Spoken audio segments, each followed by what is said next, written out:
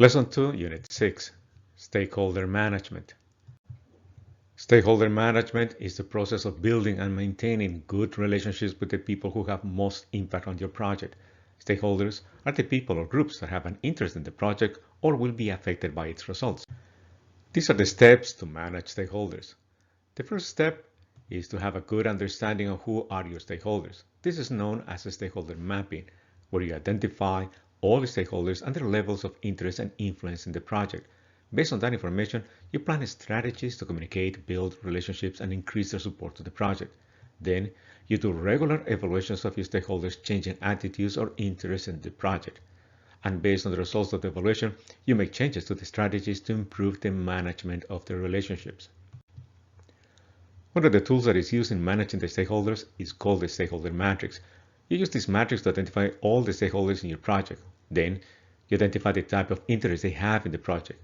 Then the level of interest they have at the moment. It can be low or high. Then the type of influence or power they have over the project to influence changes and decisions. Then it's the level of influence. It can be low or high. Based on this information, you then will be able to develop the right strategies to manage the relationships with each stakeholder. The stakeholder map is a tool that helps categorize each stakeholder based on their levels of interest and influence. For each category, there is a strategy to manage the relationships. The map shows the levels of interest from low to high and then influence from low to high. What it does is to help prioritize the relationship with stakeholders. For each one of these groups, you will need a different strategy to build and maintain the relationships. Group A. For the group that has high level of interest and a high level of influence, the stakeholder strategy is to keep them committed and meeting their expectation. These stakeholders are high priority. Your donor will belong to this group. Group B.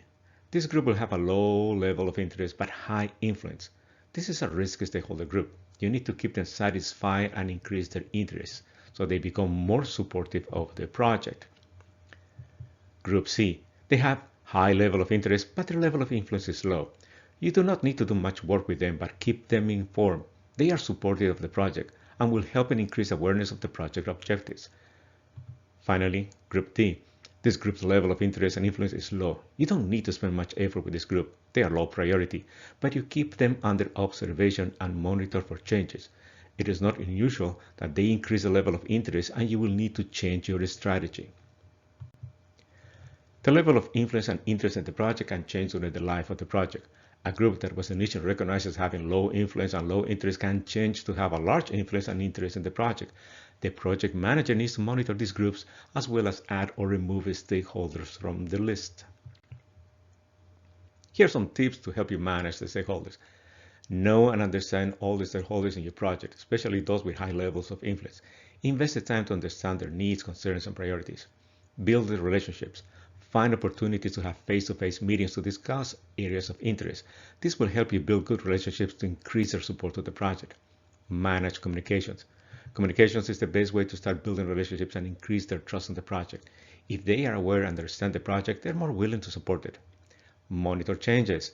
As the project makes progress, some of the stakeholders may change their level of interest or influence. You need to review and change the strategy you plan and adapt it to the new changes.